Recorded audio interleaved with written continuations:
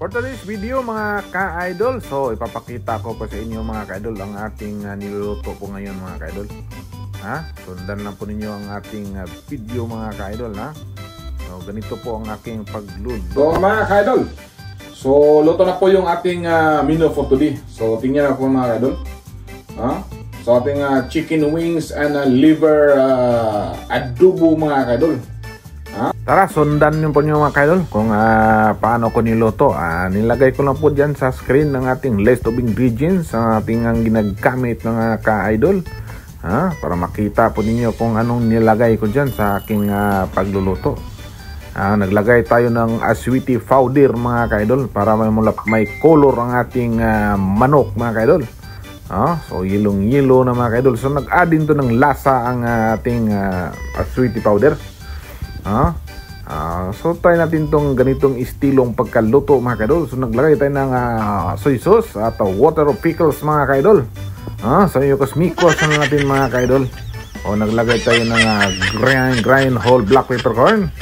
Siyempre yung ating nor seasoning at Ajinomoto mga ka-idol.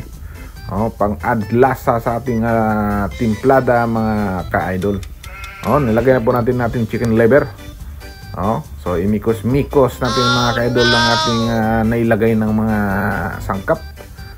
So ganyan lang kasimple ang ating pamaraan mga ka-idol. Lagyan natin ng sili para maanghang mga chili mga ka-idol. Masarap kasi pag maanghang yan, parang mga habol tayo sa ating pag-sobo. Naglagay tayo ng water from Pasig River mga ka-idol. Ganyan na po. Naglagay tayo ng green bell pepper at spring onions mga ka-idol. Okay.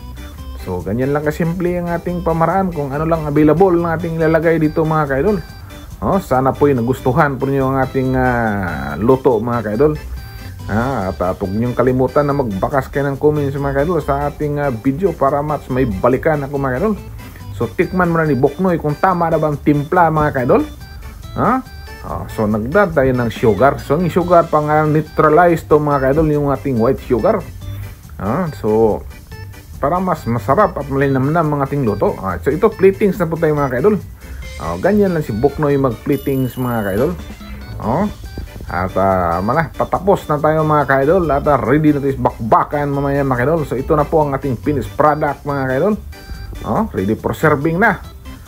So tingnan na po nyo mga ka-idol at panoorin nyo si Boknoy mukhaon din sa kanyang niluluto mga ka-idol. Okay. Sige. So mga ka-idol, so luto na po yung ating menu for today. So tingnan na po mga ka-idol. So ating chicken wings and liver adobo mga ka-idol. So may style mga ka-idol sa pagluto ng adobo mga ka-idol. So gumagamit tayo ng sweetie powder mga ka-idol. So ito po tingnan niyo po ng mga ka-idol. So titikman natin mga ka-idol kung patok ba yung lasa sa ating niluluto ngayon mga ka-idol. Okay.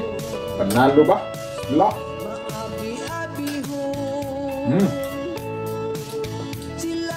Mapalaban natin sa kainan ito mga ka-idol.